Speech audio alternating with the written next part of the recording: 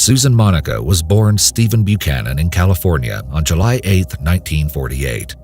She served in the U.S. Navy during the Vietnam War, and after being honorably discharged, she entered the world of engineering.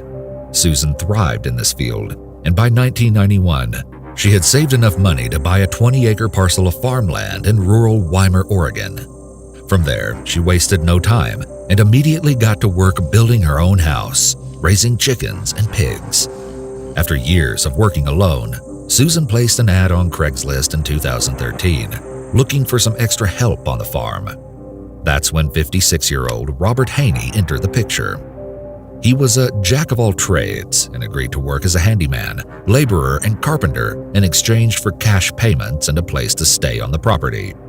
However, when months passed without a word, his children decided he had gone a little too far off the grid for comfort. So, on New Year's Day 2014, his worried children drove out to the farm, but were promptly greeted by Susan, who insisted she hadn't seen him since he quit and left 4 months earlier. Furthermore, she asked if they could take care of his remaining belongings, including his trailer and dog, which seemed very odd to, well, everyone. Jesse said of being on the farm, "It made the hairs on the back of my neck stand up." Haney's kids sprang into action and filed a missing persons report with the Jackson County Sheriff's Office. However, they found it very difficult to track him down because his income was mainly cash, which meant he left no paper trail behind. Additionally, they discovered that no one had heard from him in months. So naturally, detectives made their way over to Susan's property to inquire about Haney's disappearance, where they were met with a shocking scene. There were cars and different vehicles strewn about the property, with piles of debris all over and strange odors permeating the air. Susan explained to police that Robert had lived and worked on the property for roughly 6 months before he up and left in early fall. According to Susan, he received a disturbing phone call shortly before his departure from a relative, saying she had been the victim of assault. Susan told deputies that Haney was distraught over the news and began drinking profusely and behaving erratically before suddenly leaving the farm and all of his possessions behind. Susan's story seemed very suspicious to police, but obviously they couldn't go off just a hunch. However, their gut instincts would soon be validated when they tracked Haney's Oregon Trail electronic benefit transfer card. They were startled to find that his card had been used in December after Susan alleged he disappeared at a Walmart just 25 minutes from her property. Adding fuel to the fire, detectives watched the security camera footage and saw Susan clear as day using Haney's EBT card. Officers executed a search warrant on the farm, but it was no easy job as they had to sift through massive heaps of industrial waste, rotten food, and garbage. But the worst was yet to come. As they made their way through the filth, investigators saw something absolutely chilling sticking out from a catchment pond. It was a human leg. It appeared to have been cut mid-femur, down to the toes. Immediately, Susan was taken downtown for questioning, and she offered a bizarre story to detectives. She claimed to have stumbled upon a feeding frenzy in the pig pen last fall, and Haney was in the middle, so rather than call the police, Susan grabbed a gun and shot him to put him out of his misery before leaving his body there for a few more days. Then she put his remains in various garbage bags and left them in the barn, saying an animal must have found them and dragged the leg down to the pond. Susan told investigators that she didn't immediately tell them the truth because she was scared of what might happen to her pigs. So, it's not a pretty story, but it's certainly plausible. That is, until Susan kept talking. Now, here's where things really take a twisted turn, because when asked one last time what detectives might find on her property during the search, Susan finally caved and admitted they might find something else. She requested a pencil and paper to sketch a map of her property, and to the absolute horror of every investigator, she drew a large X right in the middle. Susan said, "Right there, that's where you're going to find Steve." Wait, what? Yes, Susan just outright confessed to concealing the body of another handyman named Stefan Delicino. She told them he had worked on her farm a year before Haney, and blamed him for stealing 2 of her guns in the summer of 2012. According to Susan, when she confronted him about the theft, they started wrestling and one of the guns went off, shooting Delacino in the head. However, the blast didn't kill him, and he began chasing Susan to the barn where she raised a rifle and shot him once more in the head. So, what did she do next, you ask? Morbidly, she fed his body to her pigs and then buried whatever was left behind where she had marked the X. As if this story couldn't get any more outlandish, police asked Susan once again during the interview if there was anything else she forgot to mention. Her response sent a chill down their spines. She confessed to burying 17 more bodies on the farm. As I'm sure you saw coming, Susan Monica was arrested on January 14, 2014, and booked on 2 counts of first-degree murder, 2 counts of abuse of a corpse, and 1 count of identity theft. Over the next few weeks, investigators continued to comb through the mess at Susan's farm, and they dug around 100 holes until they located the remains of Haney and Delacino. Interestingly, they were unable to find any other bodies on her property. However, the lead investigator maintains that more people are out there, as they did locate a massive pile of shoes during the search. Additionally, several witnesses testified to seeing her feed animals to her pigs, with many saying she even joked about feeding humans to them as well. Pleading not guilty on all counts, Susan took many liberties representing herself during her trial, and even cross-examined the case's lead investigator, Eric Henderson. She would regularly interrupt the trial proceedings and was removed from the courtroom several times. The prosecution alleged that her sequence of events was incredibly skewed and claimed that the evidence pointed to Susan having intentionally shot both men before feeding them to her pigs. During the second week of the trial, an Oregon State Police anthropologist testified that Haney's legs were removed with an axe and that his thigh bones could have been gnawed on by animals. However, he couldn't state with certainty whether or not Haney was deceased before the dismemberment of his legs, but he did declare that Delacino had been shot 3 or 4 times in the head. Strangely, a cellmate of Susan's also testified that she had signed a birthday card in jail from the sweetest murderer in Jackson County. Her attorneys tried to say it was just a sick sense of humor, but the court thought otherwise. On the very last day of her trial, April 21, 2015, and while Circuit Judge Tim Barnack addressed the jury prior to deliberations, Susan interrupted court one more time, raising her hand and saying, "I'd like to demonstrate how I shot him for 10 seconds." At first, she was simply ignored, but then she started lifting her hands in a crazed demonstration, and the judge ordered sheriff's deputies to take her away until the verdict was read. Finally, after deliberating for just 1 hour, a jury found Susan Monica guilty on all counts. She was thereby sentenced to a minimum of 50 years at Coffee Creek Correctional Facility, with no opportunity for parole. The families of Robert Haney and Stephen Delacino were at last given the closure they so desperately craved. I'll leave you with a quote from Judge Tim Barnack, who oversaw the trial. "You shot 2 people and fed them to your pigs. I don't know how else I can put it. You valued pigs more than you value people. It may sound harsh, but you are a cold-blooded killer." I couldn't have said it better myself. Alexandria Allie Madison Costiel was born on September 11, 1997, in St. Louis, Missouri, to Cindy and Keith Costiel. In July 2019, Allie was gearing up for her senior year at the University of Mississippi, and she recruited her parents' help in setting up her new off-campus apartment. While the 21-year-old couldn't wait to graduate in the spring of 2020 with a marketing degree, she was also excited to be teaching yoga and Pilates classes throughout the year. So, Allie said a heartfelt goodbye to her parents after several days together. But what they didn't know was that it would be the last time they would ever see their beloved daughter alive again. In just 3 short days, the once bright and bubbly young woman would be found dead. At around 1:15 in the afternoon on Friday, July 19, 2019, Allie wrapped up an exam for her Introduction to Retail summer school course.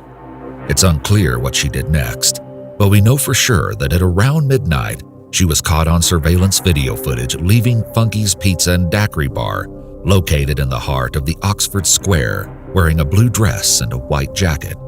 She could be seen walking across the street to wait at the corner outside the famous Rooster's Blues house. After several minutes of Allie standing outside, appearing to be on her phone, a gray Uber minivan pulls up, and she gets in. Her roommate, Lauren Riddick, reported seeing her friend back home at around midnight, but she couldn't verify when she left the apartment again. Some sources claim she was picked up on surveillance footage at a convenience store near Harmontown early Saturday morning with a mysterious man. In any case, a discovery later that morning would shake the college town right to its bones. Allie's body was discovered just before 10:30 at a campsite on Sardis Lake by a Lafayette County Sheriff's Department deputy patrolling the Buford Ridge area of Harmontown, approximately 30 miles from the university. The Lafayette County Sheriff's Department confirmed her shocking death on Sunday afternoon, and it was immediately labeled as a homicide. Well, it didn't take long for the name Brandon Thiesfield to emerge. Originally from Fort Worth, Brandon was a former Ole Miss student who had developed an on-again, off-again relationship with Allie a few years earlier. According to close friends, their relationship was complicated, to say the very least, and it only became more unstable when Allie sent Brandon images of an inconclusive home pregnancy test in April 2019. He responded to her with a text saying a baby would ruin his life, and his computer revealed countless searches for abortion services and pills. Over the next 3 months, communication between the pair grew more strained as Allie repeatedly requested to meet up and discuss whether she was pregnant or not. Sadly, however, things took a turn for the worse on July 12, 2019, when Brandon reportedly sent Allie an ominous message telling her there was no need to meet. Unbeknownst to everyone, he had traveled back home to Texas and retrieved his father's .40 caliber Glock 22. 2 days later, he posted a photo of the pistol to social media with the caption, "Finally taking my baby back to Oxford." Oh, and that's not all.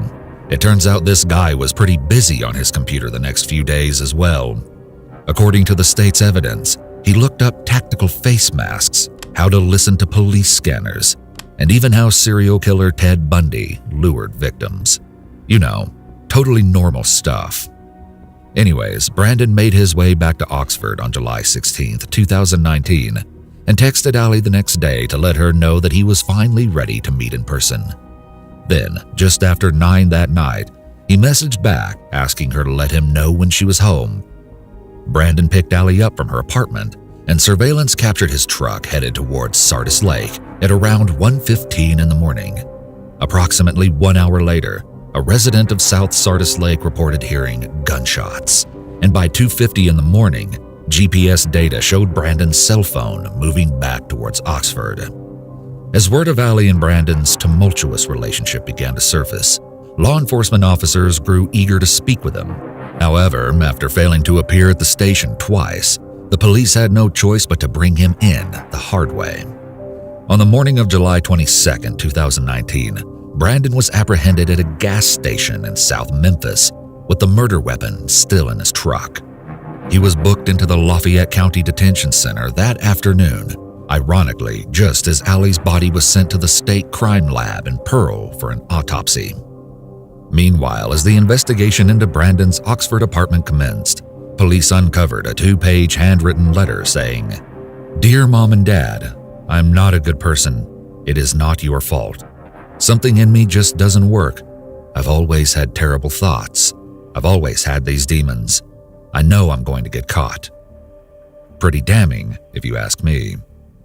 Furthermore, ballistics tests verified that the shell casings and bullets found in and around Allie's body matched the gun found in Brandon's possession. He was officially charged with her murder on July 23, 2019. Brandon's father quickly hired attorneys who declared their client intended to enter a not guilty plea. As the trial got underway, an astonishing piece of evidence came to light that made this case even more senseless and painful for those who loved Allie. While it didn't come as a surprise to anyone that the autopsy report listed her cause of death as multiple gunshot wounds, it was a complete shock to learn that she was not, in fact, pregnant.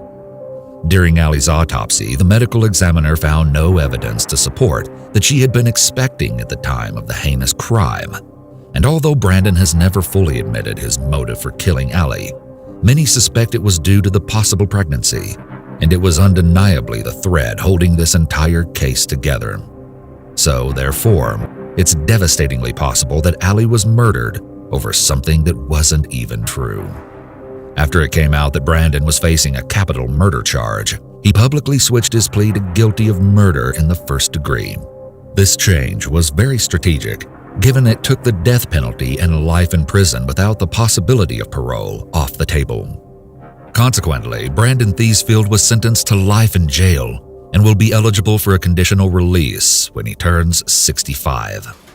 In her heartbreaking obituary, people were encouraged to honor the Ole Miss student by taking time to fully appreciate the world's natural beauty, something Allie did every day of her short life. The date is Monday, June 17, 2019, and 23-year-old Mackenzie Lueck has just returned to Salt Lake City after attending her grandmother's funeral in her hometown of El Segundo, California. Her flight landed at 1:35 in the morning. Shortly after, Mackenzie got into a lift outside the airport, and from there, she seemingly vanished into thin air. On Thursday, June 20th, 2019, Mackenzie's father contacted the Salt Lake City Police Department, frantically explaining that he hadn't heard from his daughter since Sunday night. Word spread fast, and by the next day, friends and family were handing out flyers with the missing girl's face on them all around Salt Lake City. A little background. Mackenzie Speth Lueck grew up in the Los Angeles suburb as the second of Diana and Gregory Lueck's 4 children, and the couple's only daughter. She was known for her infectious smile and outgoing personality. Seeking some independence, Mackenzie enrolled at the University of Utah, majoring in kinesiology and pre-nursing. So, Mackenzie had just disappeared after getting into a lift, and naturally, investigators wanted to speak with the driver right away. And just like everyone else, they had their suspicions. Nevertheless, police managed to track down the man behind the wheel, Michael Canada, who fully cooperated and admitted to dropping the young woman off at Hatch Park in North Salt Lake, just 20 minutes away from the university. He claimed it was a pretty typical ride, but as the two made small talk, he said Mackenzie mentioned how strange it was to be dropped off in the middle of a park so late at night. Still, she said a friend would be picking her up. Chillingly, he told investigators that he had even put Mackenzie's bag into the trunk of the Subaru that pulled up around 3 in the morning, but he didn't get close enough to see the driver. Michael Canada was officially cleared by police in relation to Mackenzie's disappearance.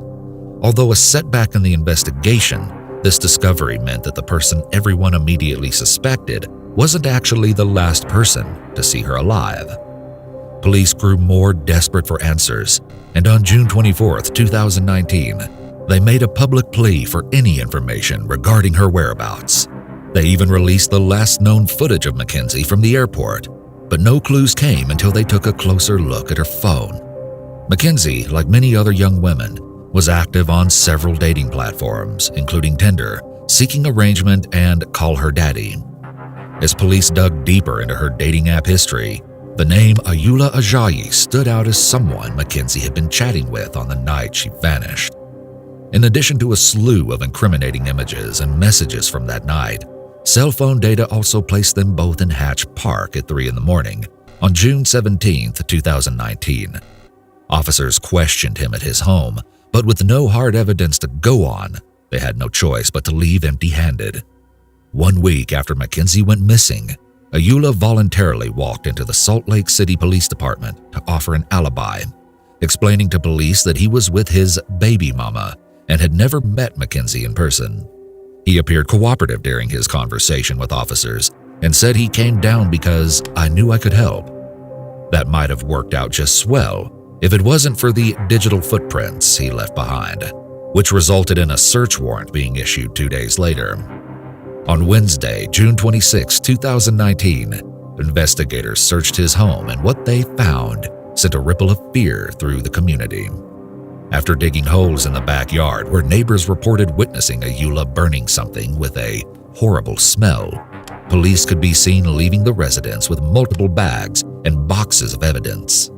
Testing would later confirm that some of the items included human remains and Mackenzie's personal belongings. They also searched for a mattress and box spring Ayula had listed for free on the website Let Go just a few days earlier. As if this case couldn't get any creepier, contractor Brian Wolf was watching the news when he realized he knew the home being searched.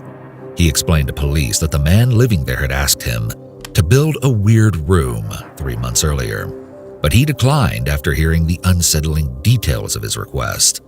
Ayula had asked the contractor to customize a hollowed-out area under the front porch into a secret soundproof room with large hooks anchored above head height into the concrete wall.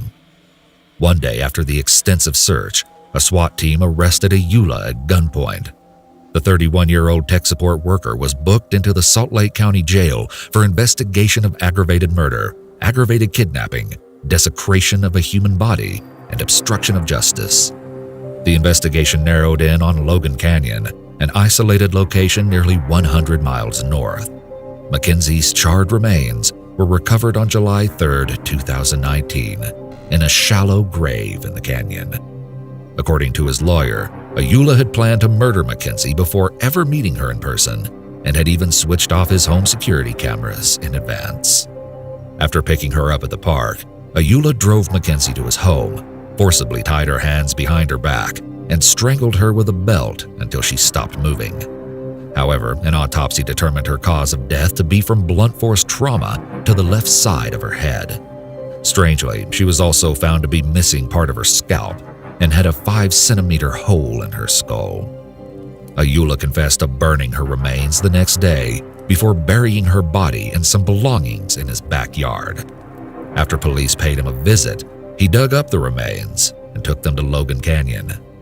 Ayula gave a brief apology to the Lewick family in court, saying, "I'm sorry for what I did, and I deserve what I get, deserve what I'm going to get. I know this won't bring her back." The motive behind Mackenzie's death remains unknown, but prosecutors alleged he simply wanted to know what it felt like to take someone's life. Either way, Ayula pleaded guilty to murdering Mackenzie and is now serving life in prison. Met St. Guillen was born in Boston, Massachusetts on March 2, 1981, to Samundo Guillen and Maureen St. Hilaire. Sadly, her father passed away when she was just 9 years old, but Amet continued his legacy by pursuing a master's degree in criminal justice at John Jay College of Criminal Justice in New York City. The beautiful and bright student was on track to graduate in May 2006 and was even ranked in the top 5% of her class. But sadly, Amet's life would be cut short just months before that could happen. With her 25th birthday rapidly approaching, Amet took a trip to Florida with friends and family, returning to New York on Friday, February 24, 2006. Amet decided to go out bar hopping in the Bowery area of New York City with her best friend, Claire Higgins. The girls were out until around 3:30 in the morning when Claire decided to call it a night. She begged her friend to catch a cab home with her, but Amet stubbornly insisted on staying out a little bit longer. The two had a heated discussion before Claire, realizing she couldn't force Amet to do anything, got into the cab and drove away. Concerned about her safety, Claire called roughly 30 minutes later to check in, and much to her relief, Amet said that she had moved to a different bar but would be heading home soon. Tragically, just 17 hours later, police received an anonymous phone call at around 8:30 on Saturday evening, informing them of a dead woman's body found on the side of a remote street in Brooklyn. When authorities arrived on the scene, they were met with something more gruesome than they could have ever imagined. An unidentified young woman was found naked and wrapped in a comforter with her hands and feet tied, her head bound with clear packing tape, and a sock shoved down her throat. There was no identification on or near the body, and the presence of broken and bloodied fingernails indicated that she had desperately fought for her life. Investigators were immediately struck by the level of violence inflicted, and oddly, they also discovered that someone had intentionally hacked off portions of her hair. An autopsy later revealed the unimaginable pain and torture she had endured in her final moments, concluding that she had been brutally beaten and assaulted before succumbing to asphyxiation. Additionally, they noticed strange red fibers attached to the adhesive tape, but there was still very little to go on at that point. The Special Victims Squad of the New York Police Department got right to work, seeking to identify the unknown woman or the anonymous male caller. After several hours with no contact, Amet's family began to grow worried. They filed a missing persons report with police the next day, Sunday, and Amet's sister, Alejandra, drove from Boston to New York to check out her Upper West Side apartment. While she was there, Alejandra got in touch with the police, who, after hearing of Amet's recent trip to Florida, requested she come down to the station. You see, the body in the morgue had very distinctive tan lines, and when Alejandra arrived, she was, unfortunately, able to positively identify the woman as her sister. Simultaneously, Claire had been out canvassing the city, looking for any sign of Amet and sharing her photo with anyone who would listen. Finally, she stopped at a bar called The Falls on Lafayette Street to ask if anybody there had seen her when Alejandra called to deliver the devastating news. Tears streaming down her face, Claire turned to the bar's manager, Danny Dorian, and said, "My friend was missing, but they found her body." The manager responded without any emotion, saying, "New York can be a tough town." Due to the incredibly violent nature of the crime, detectives suspected the motive was personal and began looking into Amet's love life. They contacted her ex-boyfriend, and for a brief period, police thought they had their guy, but he was ruled out due to an airtight alibi. Strangely, just 2 weeks before the attack on Amet, a woman had been picked up in a cab and was violently assaulted before being thrown out into the street. Now, of course, New York is a big city, but the attack took place just a few blocks from where Amet's lifeless body had been dumped, so it seemed far from coincidental. As a result, newspapers went to town with headlines depicting a crazed cabbie on the loose.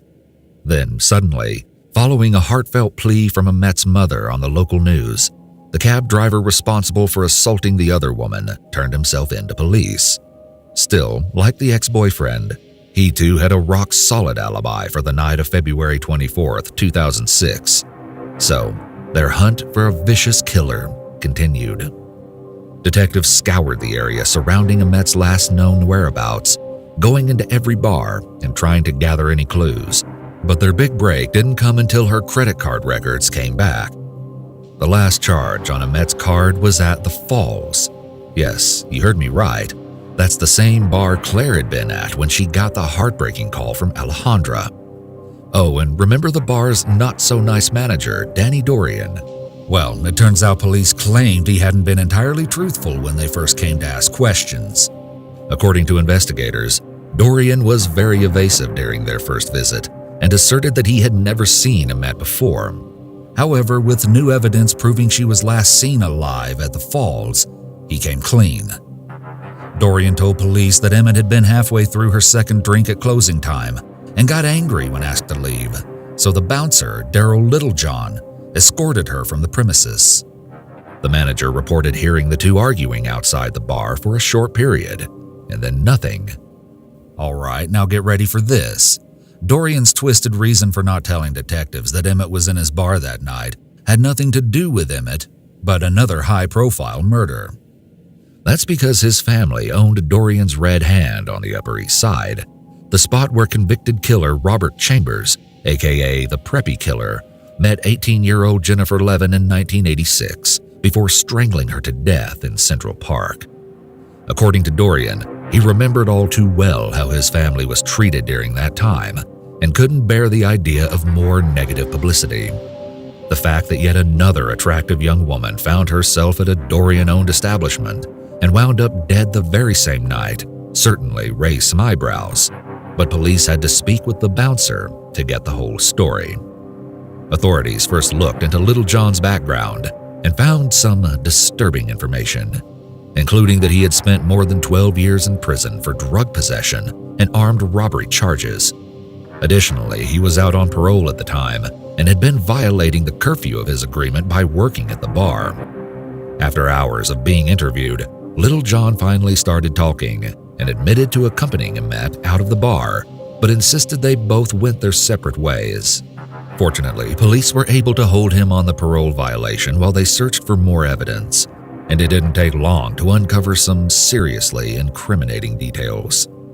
Detectives weren't surprised by the lack of eyewitnesses, given it was around 4 in the morning, but in the city that never sleeps, the homeless population is always watching.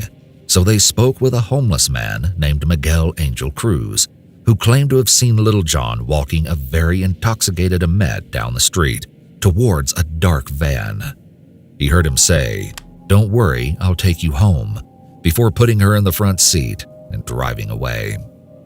At his home, authorities found the same van described by Cruz in Little John's driveway, and that was just the tip of the iceberg. Inside his basement apartment, a red carpet and several fur coats carried fibers matching those found at the crime scene. Cell phone tower records provided additional evidence that the bouncer was moving from his home to a location near where the body was found. Then, just as things were really heating up, police made a bombshell announcement. The blood found on the zip ties around Emmett's wrists was a match to Daryl Littlejohn. He was subsequently charged with 1 count of first-degree murder and 2 counts of second-degree murder for her death. Naturally, photos of Littlejohn and his vehicle were plastered all over the news, and right away, 2 women came forward to share their own harrowing stories. They both testified that he had posed as a police officer in Queens and abducted them in the same black van, confirming the detective's suspicions that Littlejohn was an incredibly dangerous individual with a history of assault. After being charged with the 2 attacks in Queens, prosecutors used this evidence at his trial for the murder of Emmett St. Gian. Opening arguments began on May 11, 2009, with the defense claiming Littlejohn was being framed to protect Danny Dorian. However, after a series of chilling testimonies and condemning evidence, the prosecution rested their case on May 28, 2009. It took the jury less than 7 hours to reach a verdict: guilty of first-degree murder. He was sentenced to life without parole and will serve it consecutively alongside his previous 25-year-to-life term for kidnapping the Queens woman. It's beyond devastating to think that someone who wanted nothing more than to advocate for others became the victim of such a heinous crime.